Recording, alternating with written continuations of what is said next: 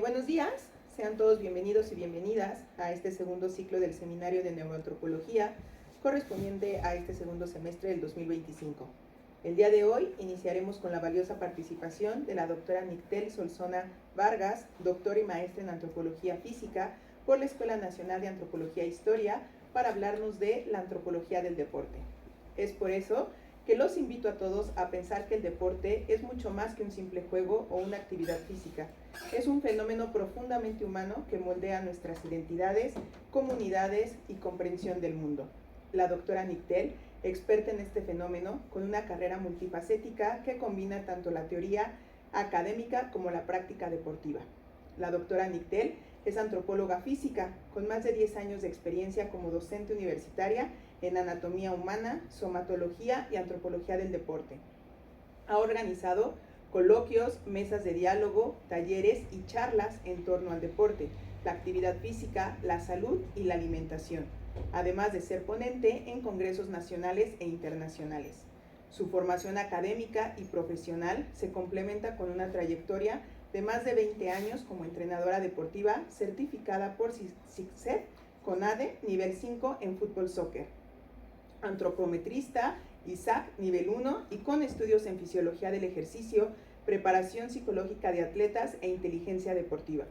Como atleta, ha practicado diversas disciplinas: gimnasia rítmica, voleibol, fútbol profesional en los equipos de Pumas, Pachuca y Real San Luis, con los cuales ha participado en competencias nacionales e internacionales, así como lucha libre del Consejo Mundial, donde obtuvo el segundo lugar en el concurso de fisicoculturismo 2008. Actualmente se desempeña como investigadora independiente y entrenadora de fútbol en un proyecto personal en el Estado de México. Por eso, hoy estamos todos invitados a explorar el deporte desde un nuevo enfoque. Sin duda, su exposición Antropología del deporte, objeto y sujeto para la investigación, nos permitirá ver al deporte desde la antropología cognitiva como una práctica encarnada, donde la mente, el cuerpo y la cultura se entrelazan, convirtiéndolo en un sujeto de investigación, vivo, dinámico y en constante evolución. Sin más preámbulos, le damos una bienvenida. Qué bonita presentación, muchas gracias. Gracias a la doctora Lorena por invitarme aquí. Estoy muy contenta de estar con ustedes, de estar en este bonito proyecto que está haciendo mi amiga Lorena. La verdad, un orgullo verla aquí y muchas gracias por su tiempo. Sin más, voy a empezar. Antes les quería dejar como un breve índice, pero a la vez quería hacer un ejercicio también con ustedes. El primer punto se llama ¿qué es el deporte?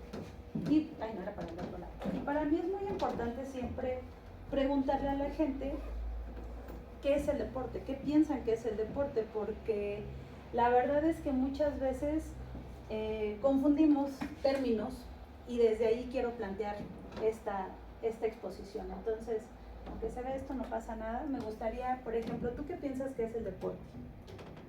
Es la primera vez que me lo pregunto, que alguien me lo pregunta. Y es que es actividad física, Ok, con juego, ok, sí, está bien. y creo que puede de ahí saltarse a la parte como profesional. Ok. Más profesionalismo. Muy bien.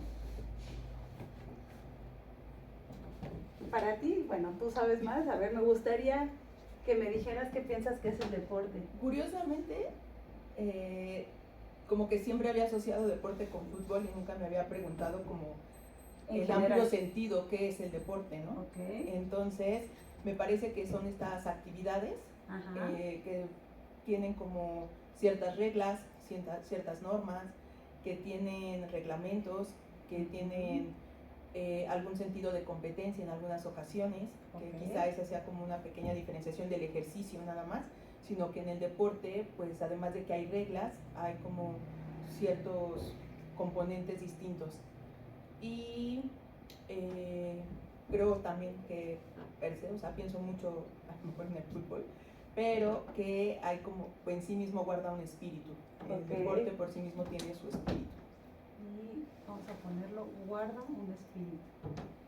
Me encanta eso.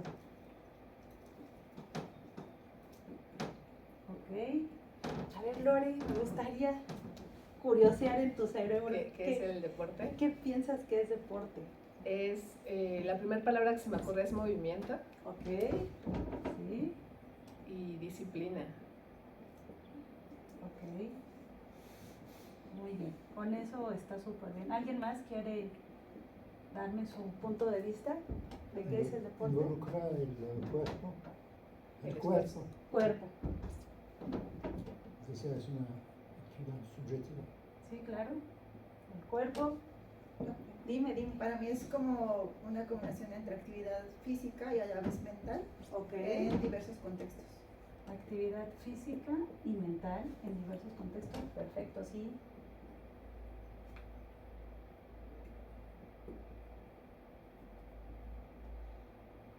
En diversos contextos. ¿Alguno de ustedes dos quiere darme su perspectiva de deporte? Sí, para mí es actividad física también, pero conlleva casi siempre competencia. Actividad física.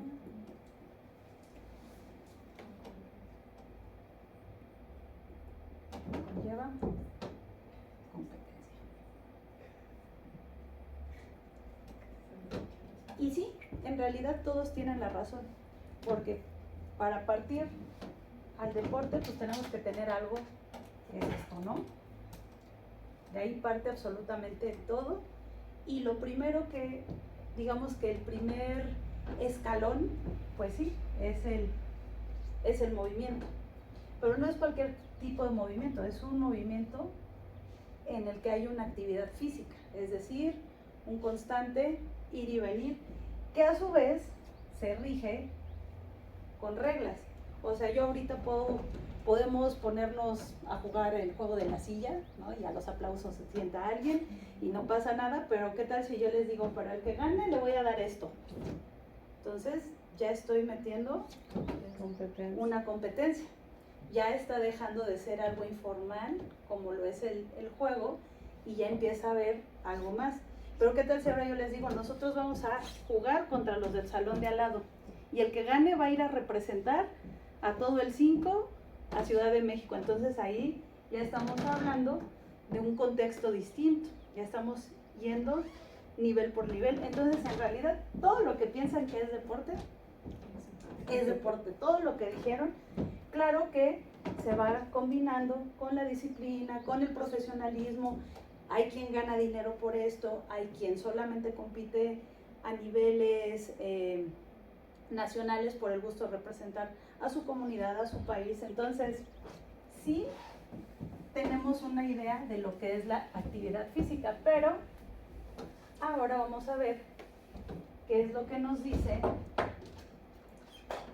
qué es lo que nos dicen las instituciones que es el deporte. Entonces, ahora sí vamos a empezar con la presentación.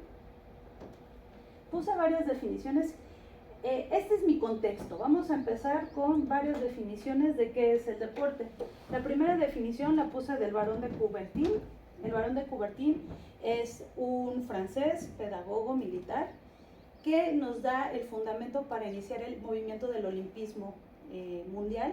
Él es el que, en compañía con otro compañero francés, arqueólogo, encuentran las ruinas de lo que fue el Olimpo en Grecia, y él empieza a decir, ¿sabes qué? Creo que Francia como que se está quedando atrás de Inglaterra, de Suiza, de Estados Unidos, de otros movimientos que ya empezaban a conglomerar lo que era el deporte. Entonces a él se le ocurre retomar la Grecia antigua y empezar el movimiento de los Juegos Olímpicos, y él da esta primera definición, que es un culto voluntario, habitual, ejercicio muscular, más o menos lo que ahorita estuvimos platicando.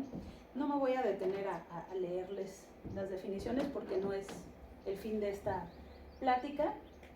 Y entonces, después nos vamos, esta definición de, no puse la época, pero es finales más o menos de 1800, principios de 1900. Después nos vamos a 1970 y vemos que la UNESCO lo define como la competición, una práctica intensa, y bueno, ahí vamos viendo cómo va cambiando un poquito la perspectiva de lo que entendemos por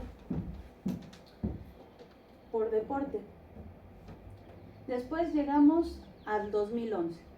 La OMS, la Organización Mundial de la Salud, retoma el deporte. ¿Por qué? Porque el mundo empieza a moverse de una forma distinta y nos damos cuenta que el deporte también es algo que nos puede ayudar a aligerar ciertas cargas, ayudarnos a la salud, pero no solo a la salud física, sino también a la salud mental, a lo que comentabas, que es algo que se combina.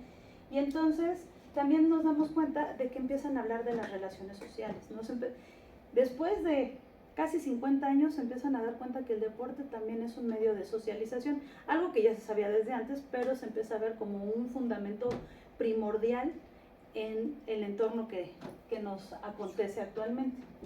Y esta es la definición de la Ley General de Cultura Física y del Deporte, que se promulgó en el 2017 por por Enrique Peña Nieto, y esta es la más actualizada, porque ya saben que nuestras leyes pues se van reformando cada que algún presidente cree que debe de reformarse, ¿no? Entonces, acá lo interesante es que esta es la forma en que políticamente se ha movido el discurso sobre el deporte. Entonces, eso es bien importante porque a veces vemos al deporte, como ahorita lo dijimos, como el movimiento, como el cuerpo, como algo que me debe de dar salud física, mental, una recreación, un juego, pero políticamente se mueve por otros sistemas el deporte, ¿no? Y eso es muy importante porque es un contexto del cual se va a regir la forma en que cada país determina cómo se debe de canalizar la actividad deportiva. Y eso nos dice mucho del deporte que practicamos en general en todos los países. Yo puedo decir, voy a empezar a correr, empiezo a correr, no sé qué, y de repente ya me volví runner y ya estoy cada 15 días, cada mes. Bueno, yo conozco gente que cada semana corre carreras distintas, ¿no? Y tú dices, bueno, pero ¿qué te llevó a correr? ¿De verdad es el gusto por correr? ¿O qué es lo que te está moviendo a meterte a torneos de fútbol cada semana o a todo este tipo de cosas o de actividades deportivas? Porque al final todos decimos, bueno, lo hago por salud. ¿De verdad lo haces por salud? Yo les pregunto siempre eso, ¿de verdad hacen ejercicio por salud? Porque hacer ejercicio por salud es llevar un entrenamiento, es que alguien te esté dando una guía. O sea, yo puedo irme a cualquier lado y hacer yoga, natación, la actividad que yo quiera, pero tengo la guía para decir que realmente lo estoy haciendo por salud o lo estoy haciendo por otra cosa más, porque eso es lo que nos da el deporte. El deporte nos da una cosa más que otras actividades no nos saben dar, y eso es lo que nosotros a veces no sabemos explicar, que a lo mejor no lo hago por la salud de los músculos, sino lo hago por otro tipo de salud, que a veces tampoco tiene mucho que ver con la mental. Me encantó cuando dijiste el espíritu, quizás tiene que ver con algo un poco más profundo, ¿no? Después, ahora sí, vamos a entrar un poquito a lo que es mi rama, que es la antropología. La antropología desde la perspectiva antropofísica, porque también hay una perspectiva de la antropología social, pero yo me voy a enfocar en este momento solo a la de la antropología física, es igual. Nos están hablando de que el cuerpo se vuelve en algo súper especializado, que tiene fuerza, que tiene velocidad, que tiene resistencia y que a su vez tiene otras destrezas como el equilibrio, la eficiencia, no sé qué. Pero ¿qué es lo que hace en realidad la antropología física? Bueno, la antropología física, desde su cosa más profunda, se enfoca en los huesos. Eso es como lo que nos describe mucho a los antropólogos físicos.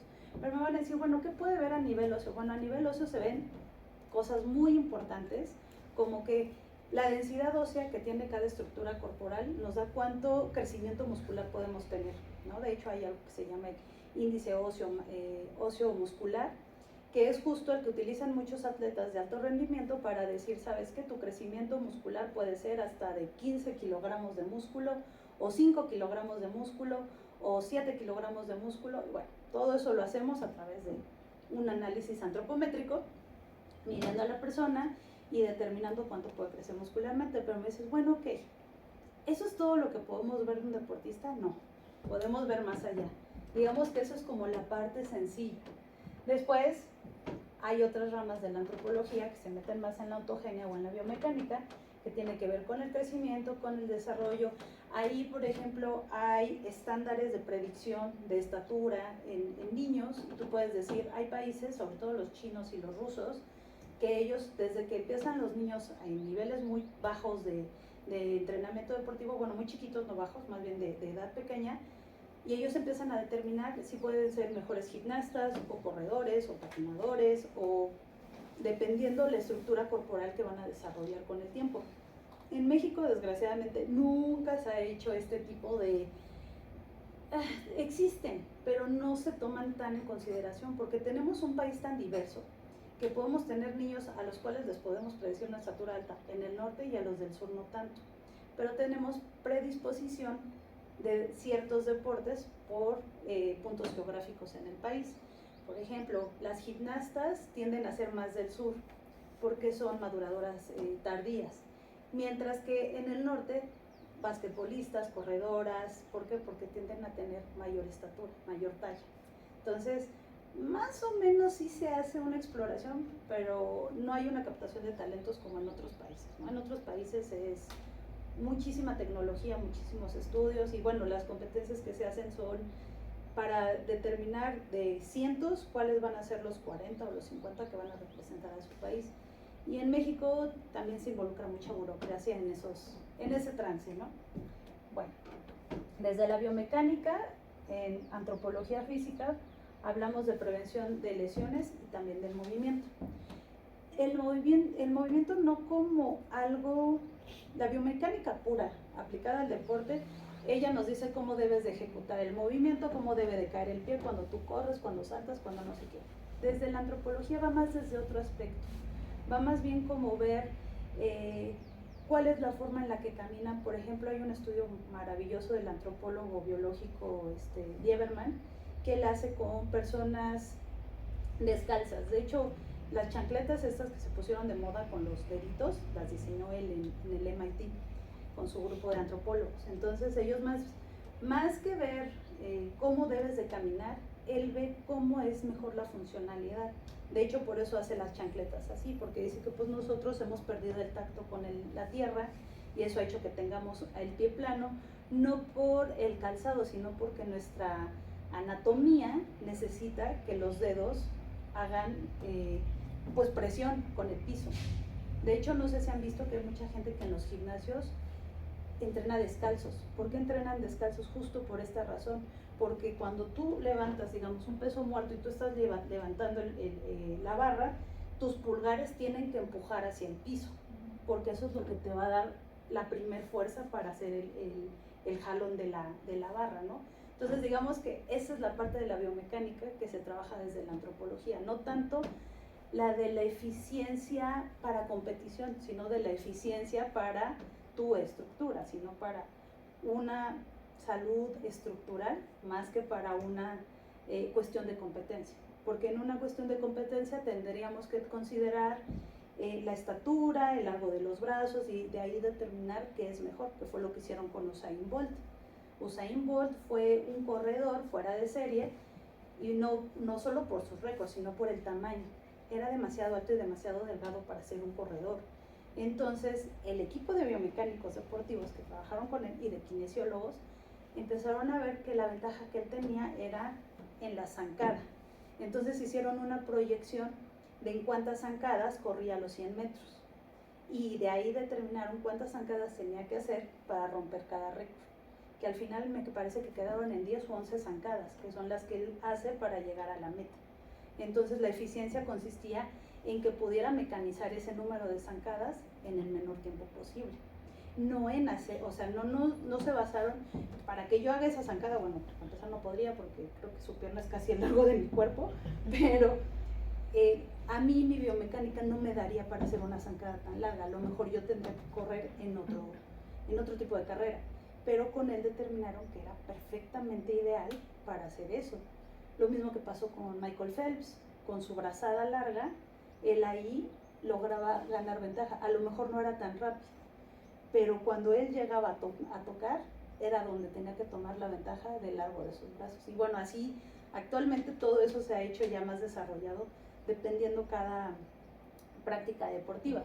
Y bueno, de ahí también los antropólogos podemos ayudar un poco Pero, insisto, en México la verdad es que los antropólogos estamos un poquito, no es que estemos olvidados, pero tampoco nos hemos acercado, y cuando uno se acerca es difícil que te admitan en un grupo tan cerrado como el de los médicos, nutriólogos, que son ciencias pues un poquito más duras, y que de repente nos ven a nosotros como un poco como bichos raros, ¿no? Como, ¿y ustedes qué sabrán hacer? Y bueno, el dibujito de aquí como es básicamente lo que estudia la antropometría y la somatología, que es ver los componentes del cuerpo, ¿no? Cómo nos componemos a nivel óseo, a nivel muscular, a nivel estructural. Y la antropología pues se determina mucho en antropología física, pues toda esta parte de la composición corporal, o somatotipo, qué somatotipo o biotipo tienen las personas. Hay muchos deportes que sí tienen una base muy específica de somatotipos y de biotipos, pero tenemos algo que se llama pues diversidad biológica, ¿no? Entonces, cuando tú tienes un país tan diverso como este, o sea, en Alemania, en España quizás, en países tan pequeños como esos, la verdad es que encuentras somatotipos y biotipos repetidos, pero en un país como México, que es completamente diverso de norte a sur, es bien complejo poder hacer un somatotipo de estructura atlética. Entonces, pues bueno, eso es parte de lo que se hace desde la antropología física, y algo con lo que quiero partir hacia lo interesante de esto, o hacia lo importante de esta plática, es que hay como distintos entendimientos del deporte, ¿no? Yo lo podría decir que hay como un entendimiento clásico o tradicionalista, que es justo como el nombre de la presentación, que es ver al deporte como un objeto inerte. O sea, yo estoy aquí y ahí veo cómo juegan voleibol, o cómo juegan fútbol, o veo el mundial, o veo, y simplemente agarro mi libreta y voy haciendo anotaciones, ¿no? Y digo, claro, miren, es que es un grupo de personas que en medio de la socialización empiezan dichas prácticas, y sí, y miren, y conviven, y pero yo estoy completamente tomando mi distancia, lo cual no es malo. Sí tenemos que ser como investigadores sociales, sí debemos de mantener como este distanciamiento, pero ese distanciamiento hacia el deporte es justo como las definiciones que les puse al principio. Por eso puse las definiciones, porque lo vemos como algo que está ahí y que no nos genera nada, que simple y sencillamente tú sales de tu actividad deportiva y sigues tu vida como si lo que pasó ahí nunca hubiera pasado, cuando en realidad la gente que está involucrada ahí se lleva todo lo que pasó ahí fuera, ¿no? Que eso sería como lo que tratamos de hacer los antropólogos. Tengo la dicha de haber tocado o haber convivido con muchas personas que también trabajan estos temas, algunos como estudiantes, algunos como compañeras, como compañeros, y la verdad es que me llena de mucho goce ver cómo cada vez nos vamos involucrando más, en el sentido de dejar de verlo no a distancia sino más bien como algo que está pasando, porque finalmente el deporte es algo que pasa a través de ti, y a veces se queda contigo y a veces no se queda contigo, pero casi siempre se queda contigo. Entonces eso es algo que me gusta mucho de lo que hemos empezado a hacer ya desde hace unos, ¿qué serán? 10, 12 años en la ENA. La gente que ha empezado a estudiar desde la antropología física, desde la antropología social al deporte, ha dejado de mantener esa distancia y decir, bueno, es que eso es lo que yo observo. Yo voy a la lucha libre, y a mí me encanta cuando la gente dice, no, es que yo voy a la lucha libre y me desahogo y ahí saco toda la atención y no sé qué. O sea, sí, me queda claro que a eso vamos, a la lucha libre y al fútbol y a muchos otros lugares, tú vas y gritas lo que se te da tu gana. Pero en realidad el estar dentro de la lucha libre y ver cómo se mueve todo el entorno, y ver cómo en este caso los personajes o los luchadores empiezan a involucrarse con el público y hacen que tú sientas ganas de subirte y pegarle a uno, o ganas de escupirle al otro, o no sé, toda esta interacción. La verdad es que el mundo de la lucha libre, y sobre todo la lucha libre mexicana, la lucha estadounidense es otro tema, es otro tipo de lucha, pero algo que no nos queda claro de repente en la lucha es que siempre ha sido la lucha entre el bien y el mal, ¿no? Porque son los rudos contra los buenos, los técnicos contra los rudos, o sea, desde cómo les das la connotación a cada uno. ¿Por qué los rudos sí pueden romper máscaras, quitar máscaras y los técnicos no? ¿No? O sea, desde ahí... O agarrar las sillas, ¿no? Ajá, o las sillas. ¿Por qué los únicos que pueden hacer trampas son los rudos? ¿Por qué no los técnicos? ¿Y qué pasa cuando un técnico hace trampa? Se cambia de bando en automático. El espíritu. Exacto, está jugando por otro lado. Y ese tipo de cosas, la verdad es que en Estados Unidos, por ejemplo, ni siquiera existe eso. No hay rudos y técnicos. Son unos contra otros que entran, luchan, hacen, y todos pueden hacer lo que quieran. Claro que tienen personajes, pero en la lucha libre mexicana hay algo que no existe en otros. En la japonesa es algo muy parecido, pero no es igual. Por eso muchos luchadores mexicanos pueden ir y triunfar en la lucha japonesa, pero no en la lucha estadounidense, porque son unos contextos bien distintos. Pero a eso voy, o sea, tenemos que ver más allá de, sí, son unos cuates monigotes golpeándose, chocheados, no chocheados, con máscaras, sin máscaras, greñudos, ¿no? O sea, hay cosas que van más allá, que hacen que justamente tú te involucres y tú tengas un bando. ¿Y por qué te vas a ese bando? ¿Qué es lo que te da ese bando que no te da ese bando? O el otro bando, por ejemplo. ¿Por qué me gustan los técnicos? ¿Por qué me gustan los rudos? ¿Por qué me gusta ver ganar al malo del cuento? ¿Por qué quiero que gane el malo y no el bueno?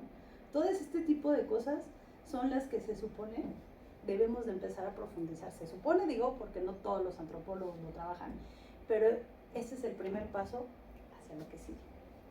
¿Le dejo ahí? Muy bien. Los antropólogos, yo siempre tengo la frase de Margaret Mead muy grabada. Ay, no puse que era de Margaret Mead, pero a mí me encanta esta frase de Margaret Mead, porque ella nos dice, lo que la gente dice y lo que la gente hace y lo que la gente dice que hacen son cosas muy diferentes. Y eso lo aprendemos a la mala en la antropología. La verdad es que uno llega y tú le preguntas a la señora, oiga señora, ¿qué come? No, hombre, yo como súper bien, como esto y eso. Ok. Y al día siguiente te invitan a comer a la misma casa y comen todo lo opuesto de lo que ya te dijeron el día anterior, ¿no? O como tú estás presente, la comida cambia. O te ven como una festividad. Bueno, yo tuve la fortuna que a donde yo fuera a práctica de campo siempre nos veían como algo muy bonito y siempre la gente nos daba sus mejores alimentos. Y entonces te das cuenta que la dinámica cambia y que lo que la gente te está diciendo en realidad no es lo que viven, que la gente vive en precariedad, que la gente, nos tocó ir a un pueblito donde diario nos daban carne y después yo descubrí que la carne la vendían 3 veces a la semana, que mucha gente sí mataba a sus animalitos de granja para alimentarnos, y te vas dando cuenta que las dinámicas van cambiando. ¿Por qué? Porque tú ya eres algo que llegó y irrumpió con su cotidianidad. Entonces, cuando tú haces trabajo de campo, y eso es para todos los campos, de verdad, digo, la antropología pues es la base de la antropología, el trabajo de campo, pero en todas las ciencias, en todos los trabajos siempre llegamos a irrumpir. Y nosotros, por más que queramos mantener la distancia, es imposible. Entonces, esto de la observación participante realmente tiene que ser a veces cuando la gente no te conoce. Una observación participante para mí es llegar al estadio o a donde voy, como cualquier otra persona, pasar desapercibida. Ya después, si tú quieres involucrarte más, bueno, ahí pasas y dices quién eres, pero ahí te das cuenta que irrumpes con el contexto y rompe completamente la cotidianidad de la gente. Entonces, creo que eso es bien importante tener claro, porque justo cuando vemos y estudiamos el deporte, al menos desde mi perspectiva, es muy distinto. O sea, la gente te va a decir, no, yo entreno 3 veces al día, y en la mañana, y en la tarde, y en la noche, y hago, y como, y digamos, para pensarlo en el aspecto de ver un somatotipo. Pero cuando tomas el somatotipo dices, ¿en serio? Porque pues aquí me salen cosas que no parecieran lo que tú dices que haces, ¿no? Porque justo eso pasa, ¿no? Entonces, esto también es importante tenerlo presente cuando hagan sus investigaciones. De verdad, es una frase con la que creo que la antropología debería de tener más agarre y que no la tomamos tan en cuenta, pero sí es bien importante, porque a veces también nuestros mismos resultados es lo que nosotros queremos decir que vimos, porque ni siquiera es lo que vemos. Entonces, sí es muy importante que entendamos nuestros sesgos, nuestros límites y nuestros alcances cuando hacemos un trabajo de investigación. Y bueno, ¿qué les puedo decir ya cuando trabajas en un mundo laboral? Digo, es bien bonita la investigación, de estar escribiendo nuestras tesis y todo eso es bonito, pero cuando uno entra al campo laboral y tienes que estar ejecutando y tienes que estar haciendo cambios constantes de repente todo esto es como, no lo puedes ni siquiera mantener presente, pero debe de estar en el fondo de ti presente. ¿Por qué? Porque todo esto al final tiene un límite y un alcance. Y algo que creo que nunca nos enseñan en nuestros temas de investigación es saber justo ese. ¿Hasta dónde va a ser mi límite? Y hasta dónde va a alcanzar mi tesis, ¿no? Porque uno quisiera que se convirtiera en el próximo manual de Malinowski nuestras tesis, pero pues no, la realidad es que pues nunca nos vamos a convertir en la rama dorada, ¿no? O sea, vamos a seguir y permanecer, pues sí, en los acervos de nuestra biblioteca. Cuando alguien más haga nuestro tema de investigación se va a acercar a husmear un poco para encontrar contexto o más bibliografía, pero en realidad tenemos que ver cuál va a ser nuestro alcance. ¿A dónde quiero llegar, no? Yo con la tesis de doctorado que sigue atorada, y es justo ese mi problema, ¿cuál es mi alcance? Porque como yo estoy metida en algo de lesiones y quiero que mi alcance sea amplio, pero en realidad tengo que soltarlo y decir, pues no me va a alcanzar llegar hasta allá, tengo que llegar, pero con que llegue aquí es suficiente. Entonces, eso también es algo que tenemos que empezar a pensar cuando hacemos nuestros trabajos de investigación. Y bueno, aquí llega a lo que he querido llegar en todo este tiempo. Cuando yo empecé a investigar sobre deporte, llegué porque fui deportista, fui atleta, y me empecé a dar cuenta con todos mis maestros, porque afortunadamente tuve muy grandes profesores y profesoras en la ENA. Tuve gente que trabaja deporte o ejercicio o actividad física, que son personas que saben mucho del tema, pero yo me di cuenta de algo cuando empecé a estudiar. Ellos se quedaban con antropometría, el somatotipo y hasta ahí del deporte.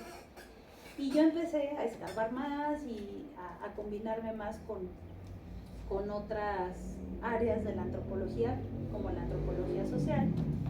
Y cuando hice eso, pues me di cuenta que algo que habían olvidado es que también es algo muy simbólico el deporte. O sea, el deporte está lleno absolutamente, por donde lo queramos ver, de símbolos, desde cómo se visten los atletas, por qué ha cambiado los colores de los uniformes de las selecciones de fútbol, o por qué ahora las chicas gimnastas están peleando por leotardos completos y no leotardos tan abiertos, porque todo eso nos está simbolizando. La verdad es que algo que a mí me encanta del deporte es que es algo que está evolucionando tan rápido, y es algo que los demás siento que no ven, que no están viendo que el deporte está evolucionando al mismo ritmo que las sociedades estamos evolucionando.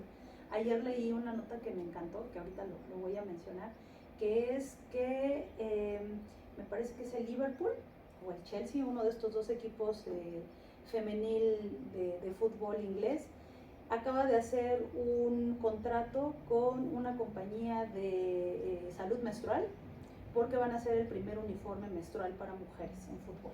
Entonces, eso para mí fue como wow, porque de verdad, digo, las mujeres que hacemos deporte sabemos a lo que nos referimos, lo incómodo, lo frustrante que es querer hacer deporte, nadar o cualquier tipo de actividad, y que la ropa no sea cómoda, que no se ajuste, o que estés pensando en el bajón, y bueno, todas las cosas que conllevan la menstruación.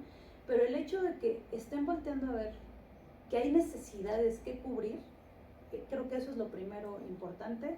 Y otra cosa que también ojalá lo logren, y eso ya lo había dicho una tenista en Wimbledon, a ellas no las dejan jugar más que en blanco. Entonces ella una vez tuvo que perder porque dijo, yo no voy a salir menstruando, no quiero salir a competir vestida de blanco, porque ella sabía que pues, lo más probable es que tuviera allí algún accidente. Y este tipo de tecnologías se pueden empezar a adaptar a otros deportes, ¿no? Entonces lo primero que pensé cuando vi eso, dije, wow, a lo mejor las tenistas ya van a tener una posibilidad de poder hacer su actividad con un atuendo acorde a la necesidad, pero finalmente es algo que hace, o sea, yo creo que si esto se hubiera dicho hace 50 años, el público se hubiera reído, le hubieran dicho, ¿eso para qué? ¿No? Pues que no hagan deporte y ya, que no compitan. Creo que esa hubiera sido una de las respuestas más probables hace 50 años, ¿no? Y actualmente creo que nos da como para empezar a ver que las necesidades en el deporte, en todos los deportes, son completamente distintas, ¿no? Entonces, esta parte, bueno, esa es una propuesta que hice en la tesis de maestría de cómo yo creo que debería de ser redefinido el deporte como algo muchísimo más complejo. No solo es ver el contexto, es ver también lo que simboliza para la persona, y simboliza a nivel personal y a nivel grupal y a nivel personal. Y de ahí vamos a este otro punto. Son 4, no son definiciones, están dentro de distintos textos. Uno es de David Le Breton, Daniel Leverman, Byung-Chul Han y de Maurice Merleau-Ponty. Son 4 perspectivas distintas. La verdad es que el orden puede ser en el que lo quieran leer, pero son 4 cosas que me llevan a lo mismo de mi definición anterior. Por un lado, David Le Breton, autor de muchísimos textos que hablan de la corporalidad, del cuerpo y todo esto, y él nos dice que el deporte es algo que sí es una técnica para competir, pero también nos dice que es algo que metódicamente o cotidianamente nos enseña a aprender el dolor, ¿no? Los deportistas, algo que se tiene cuando se hace deporte es que te haces a un nivel tolerante al dolor. Y tú sabes cuál es el dolor bueno y cuál es el dolor malo. O sea, sabes cuál es el dolor necesario que te dice que estás haciendo bien tu actividad, y hay un dolor que te dice que pues ya te estás lesionando, ¿no? O que ya debes de parar. Entonces, para mí, esta parte donde se visibiliza el dolor como algo que está dentro del deporte y del cual casi no hablamos, porque del dolor solo se habla cuando te lesionas y cuando ya tienes que ir al doctor, y no se habla cuando es esta parte del aprendizaje. Y el deporte muchas veces se aprende a través del dolor. Y eso nos lleva al otro punto, que es el de normalizar la violencia dentro del deporte, ¿no? El texto de Han es el de Topografía de la Violencia, y él habla mucho de cómo actualmente somos una sociedad del rendimiento, y este rendimiento ya no tiene que ser como antes, lo decía Foucault, no necesitamos instituciones que nos hagan rendir, ahora el rendimiento está introyectado.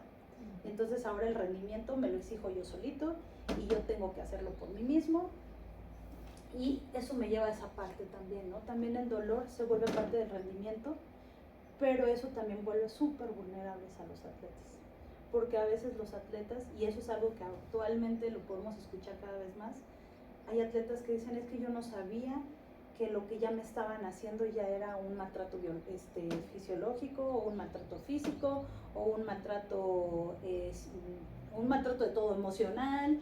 Hay atletas rusas, hay un cortometraje, no, es un documental, ahorita se me olvidó el nombre, pero es sobre las atletas rusas, donde llega una y dice, no, es que yo llegué al equipo ruso y yo te decía, voy a estar con mis ídolos y mis ídolas y no sé qué. Dice, lo primero que llego y me hacen es darme una pastilla que me tengo que empezar a tomar.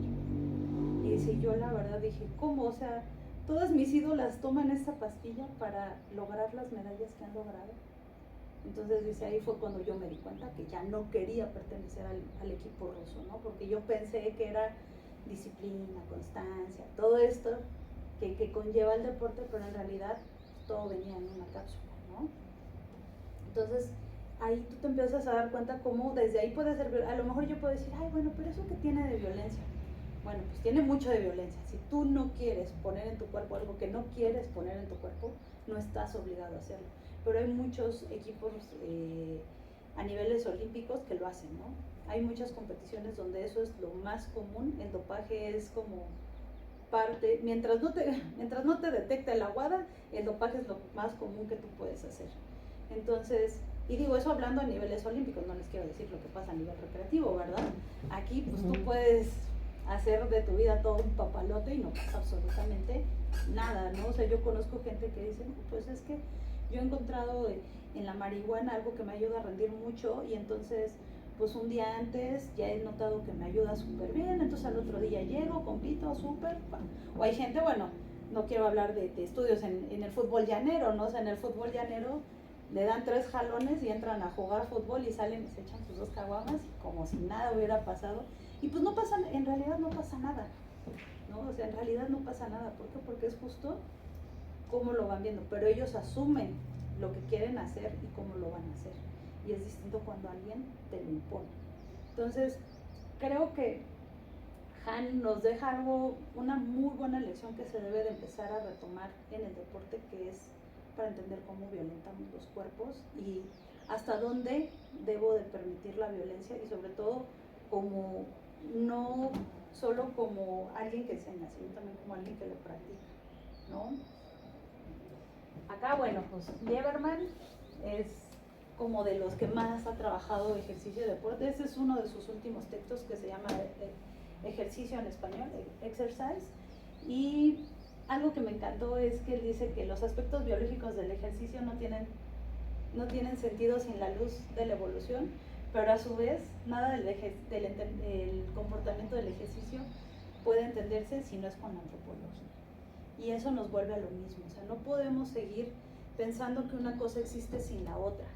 Ese creo que ha sido el problema en realidad del deporte desde ya hace muchos años, donde queremos seguir diciendo, es que el deporte solo es mantenerte bien físicamente o mentalmente. Sí, pero no todo el comportamiento en el deporte es sano. O sea, digo, más allá de la vigorexia, no nos enfoquemos solo en la vigorexia. Hay contextos del deporte donde de verdad el comportamiento se vuelve, actualmente se ha vuelto tan obsesivo esto de, que se me vean los músculos, el abdomen, las piernas, las no sé qué. Todo esto nos está llevando a el punto de Han. O sea, estamos dejando de ver que eso ya no es salud mental, eso ya estamos haciendo por otras razones que quizás ni siquiera sean mis razones, ¿no? Todo el día estoy viendo Instagram o TikTok o la red social que quieran y estoy bañándome de cosas que a lo mejor ni siquiera las quiero de verdad. O sea, ¿de verdad quiero ese cuerpo? ¿Por qué lo quiero? ¿Qué voy a obtener con ese cuerpo? Porque aparte no es solo el cuerpo, es todo lo que conlleva mi cuerpo. O sea, yo, como lo mencionaron al inicio, en el 2018, no voy a hacer cuentas ahorita, casi 20 años, competí en el Consejo Mundial de Lucha Libre a finales del año. Hay algo que se hace que es un evento de fisicoculturismo, ¿no? Entonces, pues ahí está la crema innata de la lucha mexicana. Y yo en ese entonces era una simple aprendiz. Entonces mi entrenador me dijo, ¿quieres llegar a debutar? ¿De verdad quieres esto? Y yo en ese momento dije, sí, yo quiero ser luchadora. Ok. Me dijo, pues prepárate y esto puede ser un buen escaparate. El que tú puedas llegar y competir y estar pues con las otras luchadoras de nivel, porque en ese entonces estaba Dark Angel, Marcela, Princesa Sujei, y otra chica que vino de Jalisco, que no me acuerdo cómo se llamaba, y yo. Fuimos las únicas 5 que nos subimos a la tarima al concurso. Y fueron 3 meses horribles, y los digo así, de verdad fueron horribles, porque era entrenar de gimnasio nada más o menos 6 veces a la semana. Otros 2 luchadores, uno que ya falleció, que es Black Warrior, y Sangre Azteca fueron mis coaches. Entonces, pues, obviamente ellos me pusieron la dieta, no fui a un nutriólogo, yo dije, pues que me preparen los luchadores, y ellos 2 ya habían competido, pues yo confié en su experiencia. Entonces solo comía arroz y pollo, era lo único que podía comer. Bueno, y pollo ni siquiera era pollo, era pechuga, cocida. No comía nada más que arroz blanco y pechuga cocida. Entonces fueron 3 meses de restringir mucho mi alimentación, de entrenar muchísimo, muy padre. Llegó el día, quedé en segundo lugar, todo muy bonito, todo muy hermoso, pero pues no pasó más que eso.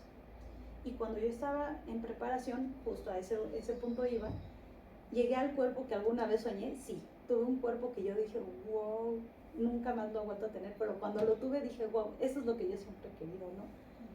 Pero pensar en restringir tanto mi alimentación, en tener que estar al cuidado de cuánta agua tomaba, absolutamente todo. Tuve que tomar también pastillas para restringir mi ciclo menstrual, el poderme deshacer de todos los líquidos que consumía, todo ese tipo de cosas. La verdad es que, o sea, valió la pena en ese momento, claro que valió la pena en ese momento.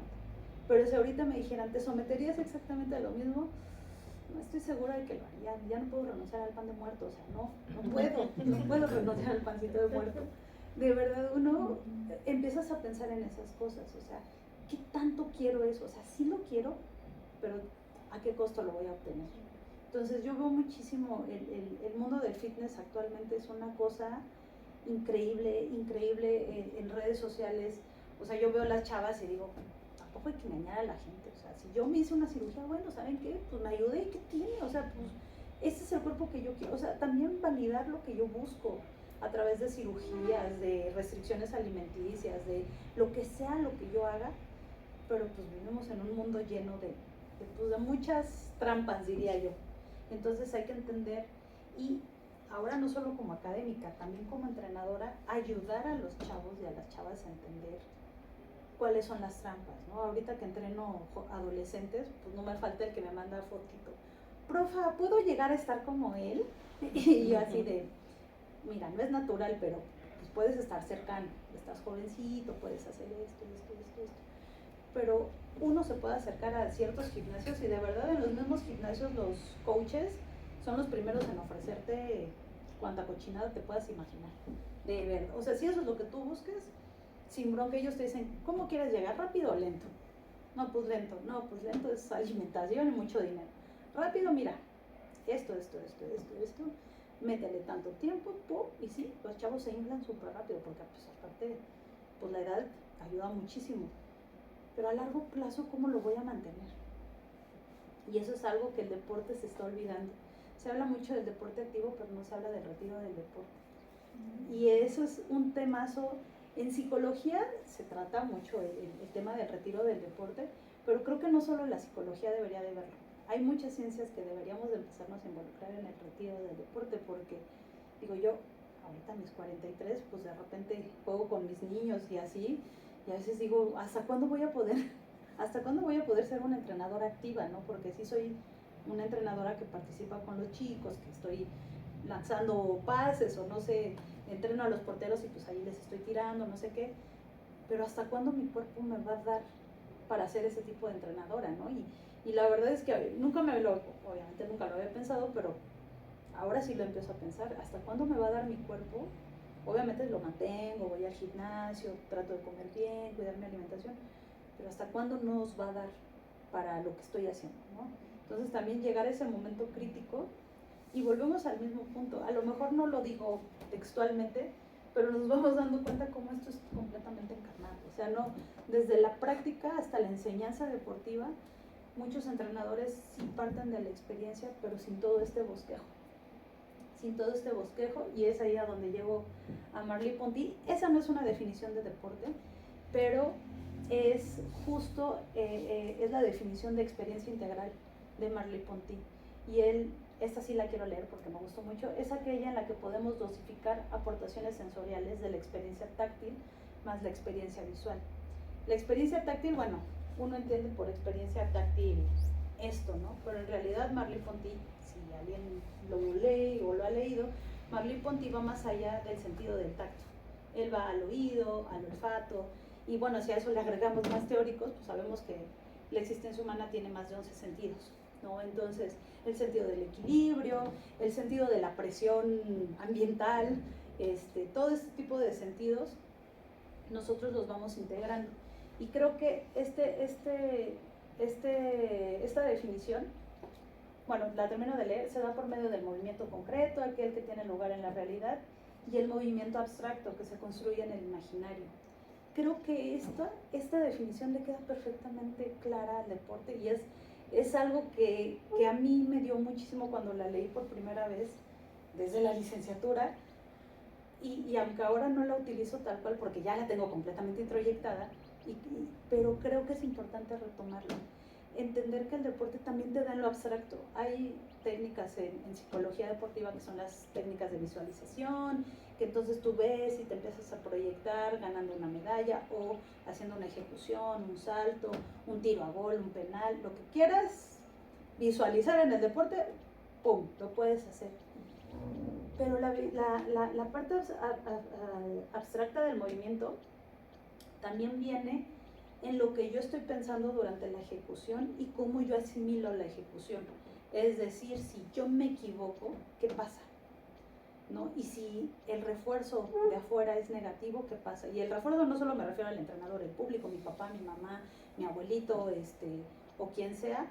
¿Qué va pasando ahí? Tú vas empezando a llevar una integración del deporte bien distinta. Entonces, hay casos, yo conozco casos de niñas y niños que dejaron el deporte a edad temprana porque por todo por toda su vivencia, ¿no? Por todo eso que a lo mejor en el entorno lo veían sano, pero para el niño era completamente perjudicial.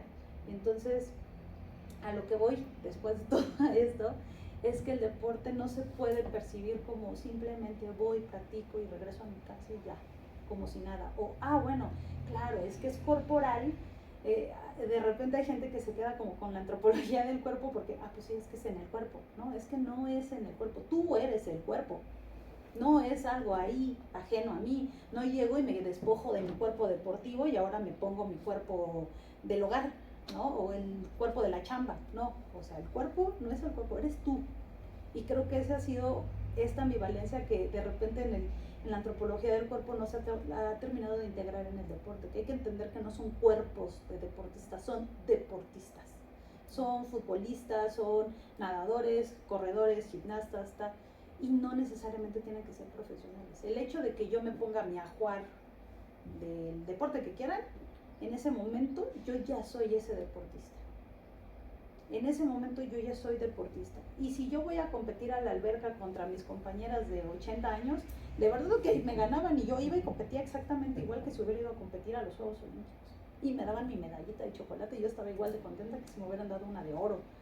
Pero a eso voy, o sea, hay que empezar a entender que el deporte es una integración total. No solo es física y mental, también es emocional.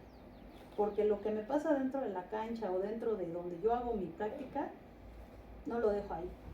Yo tenía muchos entrenadores que te decían, es que lo que traigas de afuera, déjalo afuera y aquí es otra cosa. No puedes decir, voy a dejar mis problemas afuera, me voy a meter a jugar sin mis problemas. Es imposible. Pero esta integración es la que no se ha logrado tanto en el entrenamiento deportivo como en el estudio del deporte y como en la práctica del deporte. Entonces es lo que tenemos que empezar a intentar gestionar. Ya para empezar a finalizar con la plática de hoy, algo que he estado entendiendo a través de todos estos años es que el deporte tanto te construye como te destruye. Y eso puede ser en el sentido que lo quieran ver. O sea, puede destruir de forma positiva, de forma saludable, y también de forma completamente agresiva, de forma violenta, de la forma que ustedes quieran verlo. El deporte nos construye y nos destruye como personas, y a su vez el deporte nos construye y nos destruye como sociedades, ¿sale? Porque el deporte cada vez se va utilizando como medios para muchas cuestiones políticas, y eso es de lo que ahora, con lo que quiero terminar un poquito, ¿no? Obviamente aquí puse temas de investigación, pero fueron los primeros que pensé anoche, pero hay un montón de temas por donde cortarle, pero el deporte actualmente va muy dirigido hacia ese tipo de temas, ¿no? Políticamente encontramos, a eso voy con, que nos construye como socialmente. Actualmente Rusia tiene una restricción de jugar fútbol por la cuestión del problema con Ucrania, pero Israel no. Israel puede seguir participando en los mundiales, puede seguir participando en los Juegos Olímpicos. ¿Y a quién se debe? ¿Quién está a cargo de decidir quién sí entra a mi juego y quién no entra a mi juego, ¿no? Digo, Rusia, bueno, ya tiene un historial de rechazo desde pues, hace como unos 70 años más o menos, tanto en olímpicos como en otras competiciones, que si por dopaje, que si por le buscan muchas cosas a Rusia de repente, pero yo creo que también es porque es un digno competidor y que le gana a muchos países. También creo que puede ser por ese rollo. Pero volvemos a lo mismo, finalmente la OSD o la OMS o la UNESCO o quien sea, quien tenga el control del títere de la política, determina quién participa y quién no participa. Y bueno, esto estamos hablando algo así como muy rápido de política, ¿no? Pero podemos verlo en muchos otros rubros. En cuestiones de género, uno de los temas que recientemente me llaman mucho la atención y me encantan es la cuestión de los transgéneros, ¿no? En Estados Unidos se ha dado muchísimo más, sobre todo por un nadador que cambió y que empezó a ganar y no sé qué. A mí me preguntaron en algún punto, ¿tú estás de acuerdo? Y yo les dije, miren, hay una cuestión biológica que sí ahí sí ni cómo decir que no, pero también es distinto que yo, digamos, que un hombre a los 30 años decida hacer el cambio a trans y empieza a competir cuando nunca en su vida tuvo un entrenamiento deportivo, no pasaría absolutamente nada. ¿Por qué? Porque en el momento donde tu rendimiento deportivo, con ayuda de tu estallamiento hormonal, de cuestiones de crecimiento muscular y todo eso, tú haces un entrenamiento, pues sí, claro que se va a notar la diferencia entre un hombre entrenado y entre un hombre no entrenado. Pero si tú lo haces a una edad donde eso ya no interviene nada, pues va a haber competencias en las que a lo mejor no va a haber tanto problema. Otro donde está mucho la discusión es en el boxeo o en las artes marciales mixtas. Ahí, por especie, chistosamente, el humano es la única especie mamífera en el que el macho es más grande que la mujer. Generalmente en todos los mamíferos, la hembra es más grande. Hay algunos casos puntuales en algunas razas en algunas especies de hominoides, pero no me acuerdo si son chimpancés. La verdad no soy tan especialista en los changuitos, tendría que preguntarle a mis amigas especialistas en changuitos, pero sí hay algunos también que es más grande el macho, creo que es en los gorilas y no sé en cuál, zaraguatos, no sé, aquí es que es chimpancé y creo que gorilas. Creo que en ellos dos también los machos son más grandes que las hembras, pero bueno, ahí también tenemos diferencia del peso, del desarrollo muscular, entonces creo que sí hay algunos deportes donde sí se debe de analizar bien, sobre todo en deportes competitivos, en deportes donde de verdad la gente va a ganarse algo. Quizás en otras competiciones, no sé, en carreras. De hecho, actualmente también ya hay como mundiales hay un mundialito de la comunidad LGTB y así, o sea, se han empezado a tratar de sí discernir mucho, pero sí el tema de los transgénero y de los de competidoras, no son trans, son intersexuales. De la intersexualidad en el deporte son temas que se tienen que empezar a dejar cada vez más claros, porque hay una corredora que fue perseguida terriblemente, Zendaya, ella es sudafricana y fue perseguida, bueno, la sometieron, ella cuenta su historia de cómo la sometieron a muchos tratamientos hormonales y muchas cuestiones que ella considera que la violentaron tal cual, ¿no? Porque decía, o sea, perdí la menstruación, perdí muchas cosas cuando yo soy mujer de nacimiento, bueno, con ciertas condiciones que la hacen intersexual, pero ella sí se considera mujer y creció como mujer, y de repente llega una nadadora sueca, si es sueca o búlgara, creo que es búlgara, y tiene las mismas condiciones que ella y a ella sí la dejan competir. Entonces ella dice, bueno, ¿de qué se trata?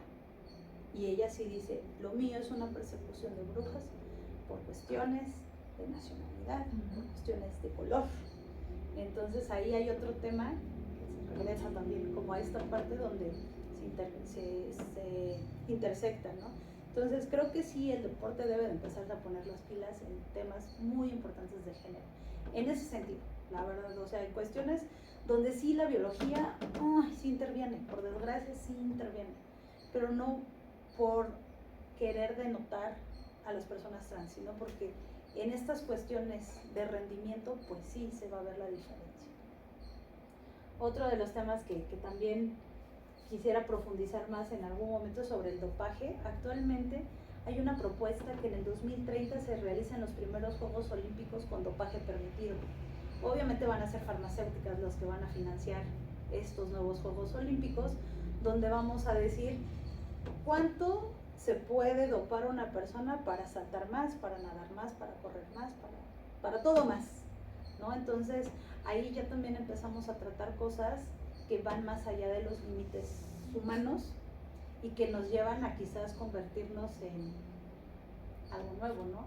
Y bueno, y si nos queremos meter todavía más al transhumanismo, pues no sé hasta dónde también la IA va a empezar a intervenir con estas cuestiones, el dopaje genético, que ya se está empezando a estudiar, bueno, no estudiar, a analizar a nivel olímpico, porque ya hay varios casos de sospechas de dopaje genético que han ayudado a mejorar el rendimiento de atletas japonesas y chinas. Entonces, la verdad es que ¿Cómo es el dopaje genético? el dopaje genético es que cuando están todavía pequeñas, tiene mucho que ver con epigenética.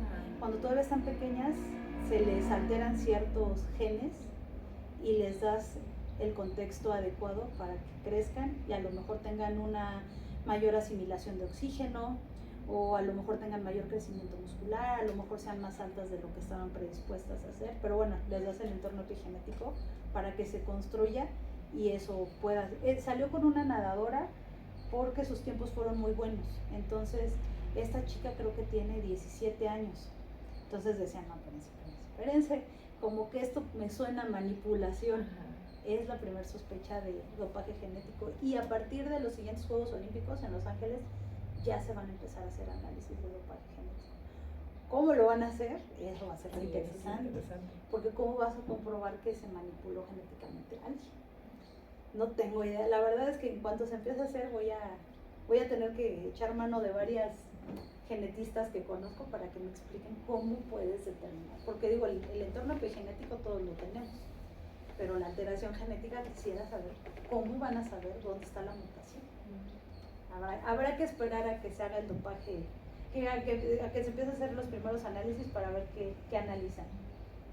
De la menstruación, bueno, ahí hay varios temas, ahorita el que les comentaba de los aditamentos deportivos, y otro que es uno con el que yo estoy un poco peleada, es la lesión que yo estudio es la ruptura del ligamento cruzado anterior, que es una lesión muy común en el fútbol, pero es igual de común en todos los deportes, pero en el fútbol es donde se le ha puesto mucho énfasis. Y hay varios estudios que se han hecho en futbolistas inglesas donde dicen que el periodo menstrual tiene mucho que ver con la lesión y la verdad es que yo no estoy de acuerdo. ¿Por qué? Porque entonces estamos volviendo al discurso biologicista de decir que las mujeres entonces no deberíamos de hacer ciertas actividades. O sea, no lo dicen textualmente, pero finalmente está. Pero lo sugiere. Exactamente. Entonces, mejor si están menstruando, pues no hagan. Además No, porque ya aparte- con sustento científico, ¿no? Exacto. Porque es como de, te puedes lesionar, pues mejor no. Y justo como sí están haciendo así el análisis de no, es que vean, si hay mucha predisposición a que justo cuando están menstruando se rompen los ligamentos.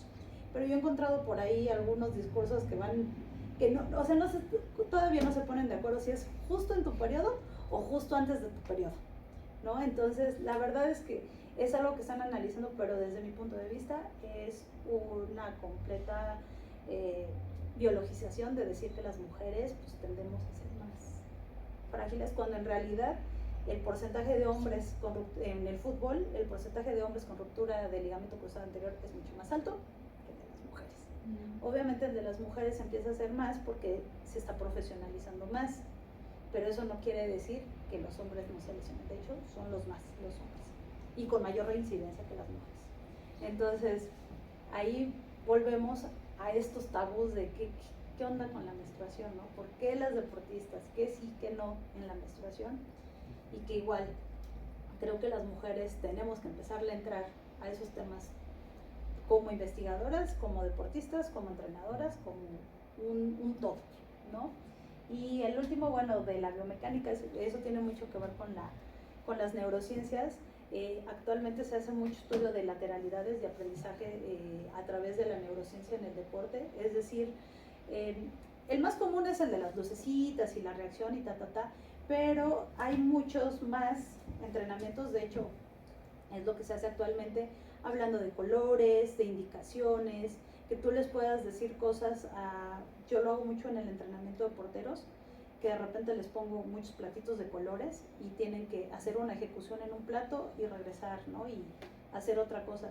Pero eso no es más que para que vayan aperturándose a más entendimiento, ¿no? Hay que entender que en el deporte el aprendizaje neuronal no es solo mecanizar y memorizar, sino es hacer más eficiente y que se desarrollen más conexiones neuronales y que eso ayude a que tengan mayor amplitud de conocimientos corporales, porque finalmente el cuerpo trabaja a través de mapas corporales que van memorizando ciertas actitudes, ¿no?